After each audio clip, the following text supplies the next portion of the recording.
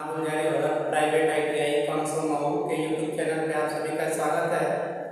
हम लोग WCS में आज लेक्चर नंबर 3 देखेंगे और हमने व्युत्पन्न राशि के बारे में हमने बताना स्टार्ट किया था और उसमें कुछ शेष रह गया था, उन्हीं के बारे में फिर से देखेंगे हम लोग।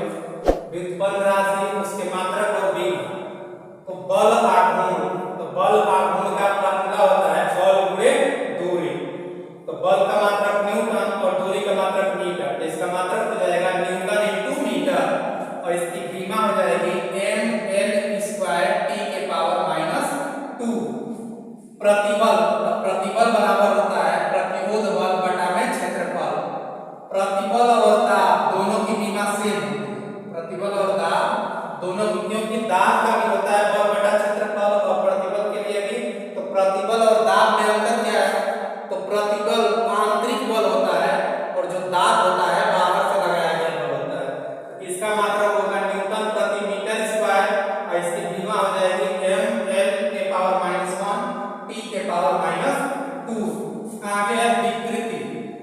तो विकृति होती है लंबाई में परिवर्तन बटा प्रारंभिक लंबाई। लंबाई में कितना परिवर्तन हुआ बटा प्रारंभिक लंबाई।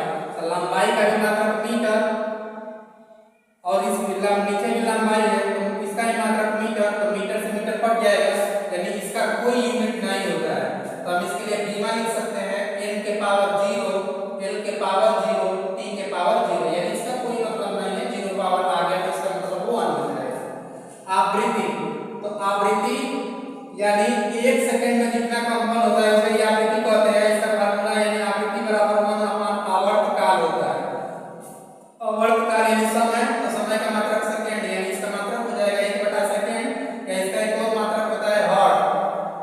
1/सेकंड नीचे टाइम है तो इसको ऊपर लेके जाएंगे तो t के पावर -1 इसकी सीमा हो जाएगी। इसमें हम लोग जोड़ सकते हैं m के पावर 0, l के पावर 0, ये भी लिखा जा सकता है, या केवल t के पावर -1 भी लिखा जा सकता है।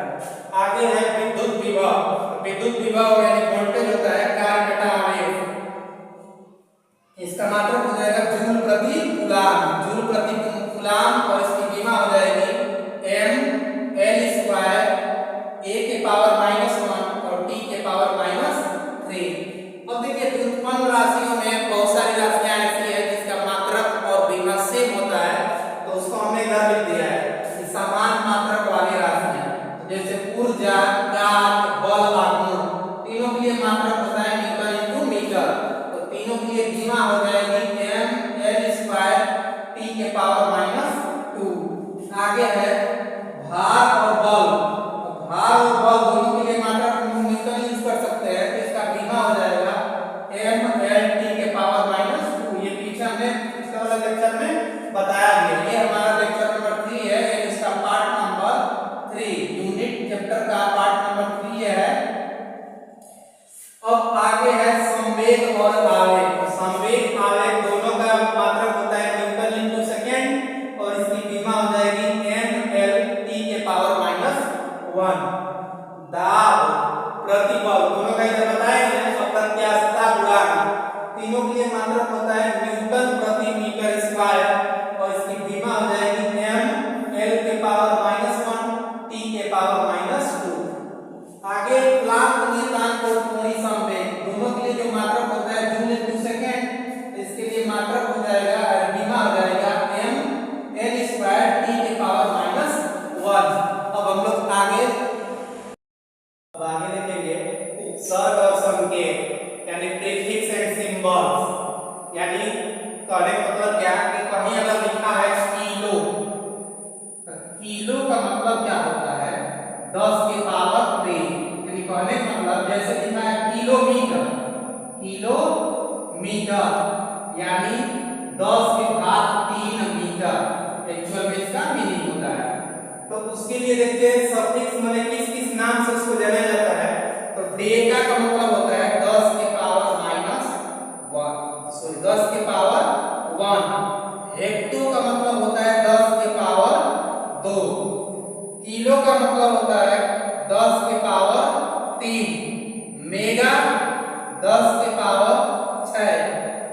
गीगा 10 की पावर 9, टेरा 10 की पावर 12, पेटा 10 की पावर 15, एक्सा 10 की पावर 18। तो इसको याद कर कैसे करेंगे, डेका हेक्टो किलो, तो यहाँ पावर एक बढ़ेगा, उसके बाद मेगा गीगा के पावर 3 बढ़ा देते जाएंगे, यानी 10 के पावर 6 में 3 जोड़ेंगे तो 10 के पावर 9, 10 के पावर 9 में 3 जोड़ेंगे तो 10 के पावर 12, 10 के पावर 12 में 3 जोड़ देंगे 10 के पावर 15, 10 के पावर 15 में 3 जोड़ देंगे 10 के पावर 18। इसके बाद अगर छोटे मतलब संकेत के रूप में देखेंगे, छोटे वाले को कैसे लिखेंगे, तो सबसे छोटा होता है डेसी, तो डेसी को लिखेंगे 10 के पावर -1, सेंटी को लिखेंगे 10 के पावर -2, मिली को लिखेंगे 10 के पावर -3, माइक्रो को अब यहाँ से बढ़ाते जाएंगे 3 पावर, यानी इसको लिखेंगे 10 के पावर -6, नैनो को लिखेंगे 10 के पावर -9, पीको को लिखेंगे 10 के पावर -12, हेप्टो को लिखेंगे 10 के पावर -15 और एक्टो को लिखेंगे 10 के पावर -18। यानी कहीं भी देते माइक्रोमीटर जैसे कहते हैं, माइक्रोमीटर तो कहेंगे 10 के पावर -6 मीटर, माइक्रोलीटर कहते हैं तो कहेंगे 10 के पावर -6 लीटर, ऐसे बदला जाता है।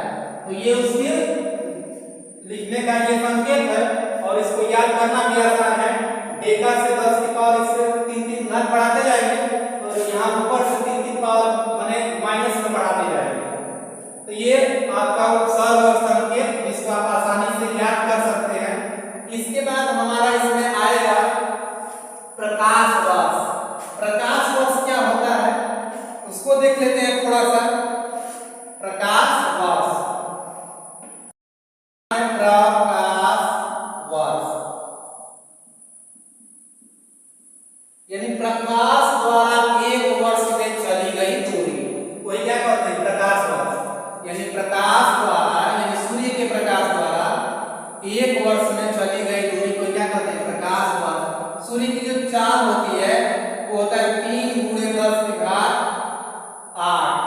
मीटर प्रति सेकेंड, यानी 1 सेकंड में ये 3 × 10⁸ मीटर जाता है 1 सेकंड में।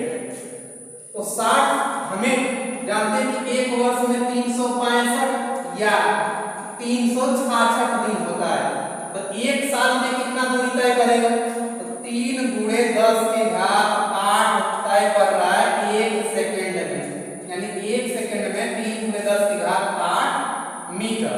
तो 60 सेकंड में 3 × 10⁸ गुणे 60 किसमें हो गया 60 सेकंड, यानी 1 मिनट में, 1 घंटा में तो 60 से गुणा, फिर 24 घंटा में 24 से गुणा, फिर 365, यानी इसका जो कैलकुलेशन आएगा वही प्रकाश द्वारा चली गई दूरी होगा। चली गई दूरी, प्रकाश द्वारा चली गई दूरी, और ये दूरी होता है 9.946 × 10 के पावर 15 मीटर, 10 के पावर 15 मीटर के बराबर आएगा। इसको यदि हम लोग वर्ग करेंगे तो यानी प्रकाश द्वारा 1 वर्ष में कितना दूरी तय किया जाता है। अगर किलोमीटर में बदलें तो किलोमीटर में बदलेंगे तो 9.46 × 10 की पावर 12 किलोमीटर। उसके बाद आता है पारसेक। पारसेक यानी उसका भी एक प्रश्न कि पारसेक क्या होता है। पारसेक तो यह दूरी का सबसे बड़ा मात्रक, दूरी का सबसे बड़ा मात्रक, सबसे बड़ा मात्रक होता है, बड़ा मात्रक पारसेक होता है। एक पारसेक में 3.26 प्रकाश वर्ष होता है, प्रकाश वर्ष। यानी इससे कोई बड़ा मात्रक अब तक ज्ञात नहीं हुआ है। पारसेक क्या है, दूरी का सबसे बड़ा मात्रक है।